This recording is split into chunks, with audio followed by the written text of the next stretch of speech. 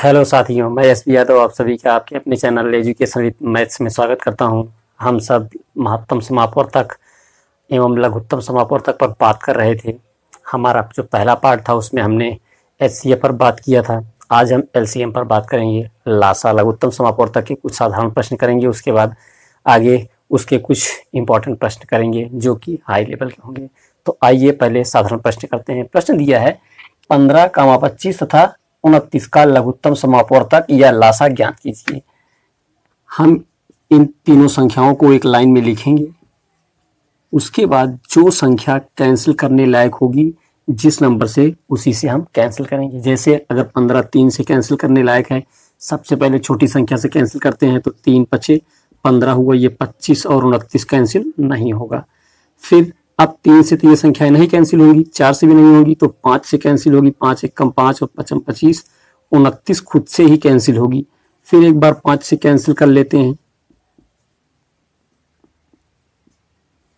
अब ये 29 जो है वो प्राइम नंबर है, अभाज्य संख्या है, तो ये सिर्फ 29 से ही कैंसिल होगी, या तो फिर 1 से कैंसिल होगी। 1 का तो महत्व होगा नहीं। अब ये जिन संख्याओं ने इनको डिवाइड किया है इनको लिखते हैं और आपस में मल्टीप्लाई कर देते हैं। ये होगा 5 और 25 और 25 दिया 75, फिर 75 गुणते 29 कर देते हैं। 9 5 45, 9 7 63 4 67 होगा। 2 5 10, 2 7 14 15, 5 7 6 5 11 1 1 2, 2175 जो है ऑप्शन नंबर तीसरा वाला सही होगा। ये आरआरबी एनटीपीसी 2016 का प्रश्न है। इसी तरह से ये अगर 28 को आया था तो ये 27 वाला है, एनटीपीसी 2016 में ही आया था। दूसरा प्रश्न कह रहा है वह छोटी से छोटी संख्या ज्ञात कीजिए जो 6, 8, 12 और 16 से पूर्णतया विभाजित हो जाए। जब भी आपसे इस टाइप का प्रश्न पूछे और कह दे छोटी से छोटी संख्या ज्ञात करनी है, यहाँ ये ना दिया हो कि लघुत्तम समापवर्तक ज्ञात कीजिए या लासा ज्ञात कीजिए, तो आपको सीधा सीधा अगर छोटी से छोटी संख्या दिया है तो लघुत्तम समापवर्तक निकालना है। अगर बड़ी से बड़ी संख्या पूछा होता तो महत्तम समापवर्तक निकालते। अब इन संख्याओं को एक लाइन में लिखते हैं। 6, 8, 12 और 16। सबसे पहले छोटी संख्या 2 से डिवाइड करते हैं। 2 3 6, 2 चौको 8, 2 6 12 और 2 8 16 होगा। फिर 2 से डिवाइड करते हैं, 3 नहीं होगा। 2 दूना 4, 2 3 6, 2 चौको 8। अभी 2 से डिवाइड होगा, 3 यहाँ लिखते हैं। फिर 2 1 कम 2, फिर 3 2 दूना 4। अब एक बार और 2 से डिवाइड कर लेते हैं। 3 1, फिर 3 और 1। अब लास्ट में 3 से डिवाइड कर लेते हैं। अब इन सब का मल्टीप्लाई कर देते हैं। 1 2 3 4 बार 2 है, 1 2 3 और 4 बार 2 है, 1 बार 3 है। सबका मल्टीप्लाई कर देते हैं। 2 दूना 4, फिर 4 दूना 8, 8 दूना 16 और 16 3 48। 48 वह छोटी से छोटी संख्या होगी। ऑप्शन नंबर पहला वाला कह रहा है कि 6, 8, 12 और 16 से पूर्णतः विभाजित हो जाए। तो ये जो 48 है, अगर हम इसको 6 से डिवाइड करेंगे, 6 8 48 होगा, 8 6 48 होगा, 12 चौको 48 होगा और 16 3 48। ये सबसे जो हमारा अगला प्रश्न है वो ये है कि 0.63, 10.5, 2.1, फिर 4.20 का लासा पा या एलसीएम ज्ञात कीजिए। रेलवे एनटीपीसी 2016 का ये भी प्रश्न है। सर्वप्रथम हम इन संख्याओं को लिखते हैं।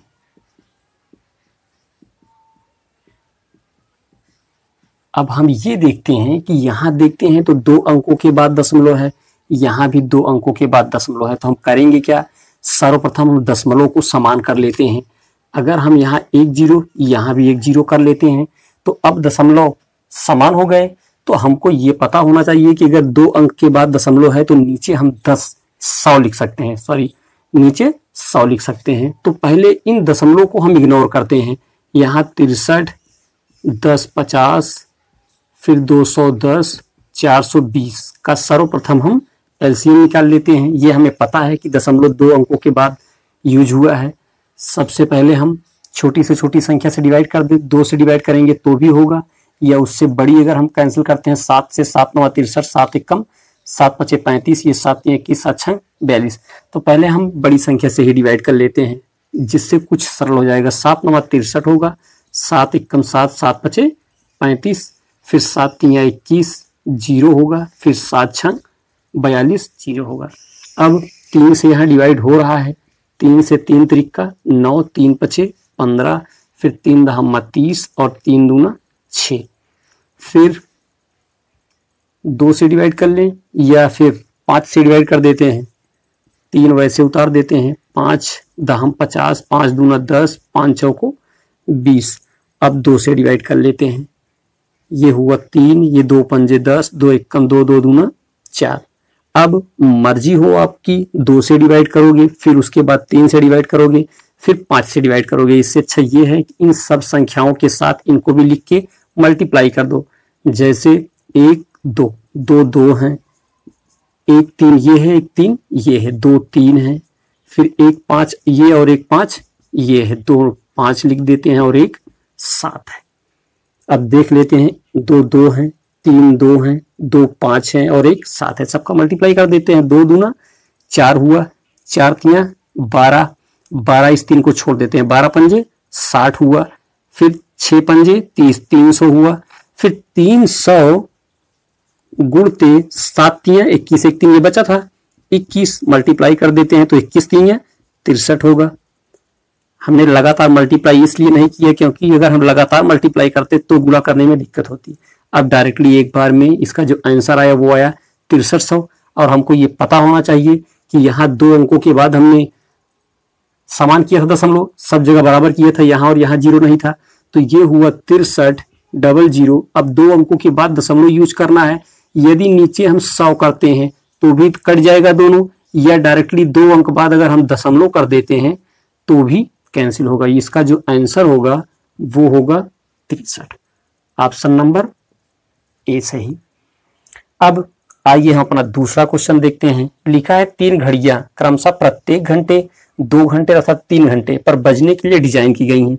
यदि वे 3 घंटे पहले एक साथ बजी थी तो अब से कितने घंटे बाद एक साथ बजेगी। यहाँ कह रहा है कि प्रत्येक घंटे, 1 घंटे में आप जानते हैं कि 60 मिनट होता है, फिर 2 घंटे 120 मिनट होगा, फिर 3 घंटे 180 मिनट। कह रहा है कि 3 घंटे पर बजने के लिए डिजाइन की गई है यदि वे 3 घंटे पहले एक साथ बजी थी। सर्वप्रथम जब भी आपसे किसी सड़क पर जो रेड लाइट होती हैं, लाइट्स के बारे में पूछे या घड़ियों के बारे में पूछे, तो भी लिखा हो या ना लिखा हो आपको एलसीएम ही निकालना है।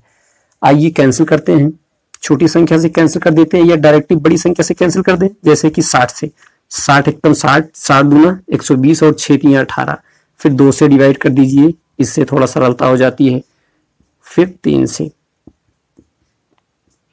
अब सबका मल्टीप्लाई कर देते हैं, 60 दूना 120, 12 तियां 36, 360। इसका जो एलसीएम आया वो 360। अब ये जो 360 है ये मिनट में है, अगर हमको घंटे में चेंज करना है तो 60 से हम डिवाइड कर देंगे, 6 छंग 36, 6 घंटे आया। अब कह रहा है कि 3 घंटे पहले एक साथ बजेंगी, तो अब कितने घंटे बाद एक साथ फिर बजेंगी, फिर अगली बार जब वो बजेंगी तो 6 घंटे बाद एक साथ बजेंगी। ऑप्शन नंबर बी वाला सही। अब इन क्वेश्चंस को लिखिए, उसके बाद आगे बात करते हैं क्वेश्चंस पर। अब आइए अगले क्वेश्चन पर बात करते हैं। कह रहा है कि वह छोटी से छोटी संख्या जिसे 16, 18, 21 से भाग देने पर शेष फल क्रमशः 3, 5 तथा 8 रहता हो या रहता है।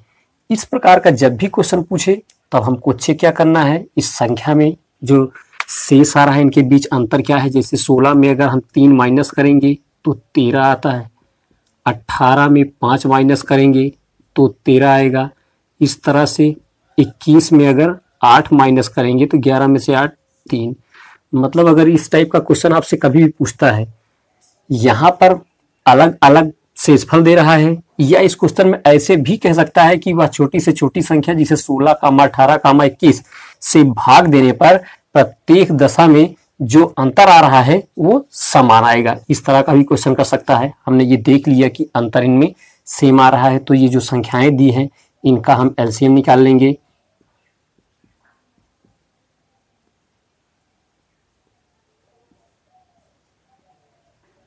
दो से पहले डिवाइड कर देते हैं, ये हुआ 2 और 16, 2 9 18, ये 21 डिवाइड नहीं होगा। फिर एक बार 2 से डिवाइड कर देते हैं, 2 चौको 8, फिर 9, फिर 21। अभी 2 से 2 बार डिवाइड होगा, लेकिन हम एक बार 3 से डिवाइड कर लेते हैं, क्योंकि 2 संख्याएं डिवाइड हो रही हैं तो पहले इन्हीं को डिवाइड कर देते हैं। 4 3 त्रिक 9 और 3 सते 21। अब हम ये देख सकते हैं कि 2 बार 2 से, एक बार 3 से और एक बार 7 से डिवाइड होगा। तो डिवाइड करने से अच्छा ये है इन सब का हम मल्टीपल कर लेते हैं। 2 बार ये 2 और 2 ये 4 वाला होगा, 2 बार 3 होगा और एक बार 7 होगा। अब इन सब का मल्टीप्लाई कर देंगे। 2 दूना 4, फिर 4 तिया 12, 3 36, दूना 72, दूना 144 होगा। अब 144 में 7 से मल्टीप्लाई कर देते हैं, ज्यादा मल्टीप्लाई करना नहीं होगा। फिर 7 चौको 28 हुआ, 14 सत्ते 98 और 2 100 हुआ। जो इन सब संख्याओं का मल्टीपल आया 16, 18 और 21 का 1008 आया। अब कह रहा था कि भाग देने पर शेषफल क्रमशः 3, 5, 8, शेषफल या तो 3, 5, 8 आए या शेषफल का जो अंतर है वो सेम हो। तो ये जो अंतर आया है उसी को हम इसमें माइनस कर देंगे। 8 में से 3 माइनस होगा 5, ये हुआ 9 में से, फिर ये 10 में से 1 माइनस होगा 9, फिर ये 9, ये वाला 9 बचा रह जाएगा। जो संख्या आई वो आई 995, मतलब 995 वो संख्या होगी छोटी से छोटी, कह रहा हुआ छोटी से छोटी संख्या जिसे 16, 18, 21 से भाग देने पर 3, 5 और 8 शेष बचे। अब हम इसको अगर 16 से या 18 से या 21 से डिवाइड करेंगे तो अलग अलग संख्याओं से जब डिवाइड करेंगे तो एक बार 3 शेष आएगा, एक बार 5 शेष आएगा और एक बार 8 शेष आएगा। इस तरह से ऑप्शन तीसरा वाला मतलब सी सही होगा। अब अगला क्वेश्चन देखते हैं। कह रहा है 3 अंकों की वह संख्या बताएं जिसे 2, 5, 9, 11 से विभाजित करने पर प्रत्येक मामले में शेषफल 1 बचता हो। अब यहां पर यह कह रहा है कि प्रत्येक मामले में इन सबका अगर हम मल्टीपल करते हैं या एलसीएम निकालते हैं 2, 5, 9 और 11, जब भी मल्टीपल की बात होगी तो छोटा सा छोटा या एलसीएम। अब इन सारी संख्याओं का अगर हम देखते हैं तो ये सारी संख्याएं, ये अभाज्य, अभाज्य, ये विषम संख्या और ये अभाज्य संख्या है। अगर हम इसका एलसीएम निकालेंगे तो एक बार 2 से, एक बार 9 से या एक बार 5 से या एक बार 11 से हमको इनको डिवाइड करना ही होगा। तो करेंगे क्या, अब इसका एलसीएम ना निकालते हुए डायरेक्टली हम मल्टीप्लाई कर लेते हैं। ये होगा 2 पंजे 10 होगा, 10 9 90 होगा, फिर 90 गुणते 11 अगर कर देते हैं तो 11 9 99, 990। वह छोटी से छोटी 3 अंकों की वह छोटी से छोटी 990 संख्या है जिसको अगर इन संख्याओं से हम डिवाइड करेंगे तो प्रत्येक दशा में एक शेष नहीं बचेगा, ये डिवाइड हो जाएंगी। अब एक शेष कब बचेगा, अगर हम प्लस इसमें 1 कर देते हैं तो ये 9 9 और 1। 991 एक ऐसी संख्या है जब हम 2 से डिवाइड करेंगे, 2 चौको 8, 1 बचेगा, 2 9 18, 1 बचेगा, 2 पंजे 10, 1 शेष होगा। इस तरह से अगर हम 11 से भी करते हैं 11 9 99, 990 होगा, 1 शेष बचेगा। फिर अगर 9 से करना होगा तो भी 1 शेष बचेगा, 5 से करेंगे तो भी 1 शेष बचेगा।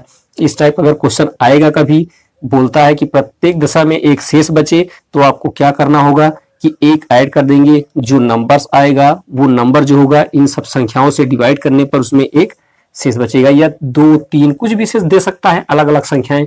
अब इसमें करीब करीब 3 से 4 टाइप हमने करवाए, वीडियो ज़्यादा लंबा हो जाएगा इसलिए वीडियो छोटा ही रखना है। तो दोस्तों आप सब शेयर कीजिए दोस्तों में, और चैनल नया है इसलिए सपोर्ट कीजिए।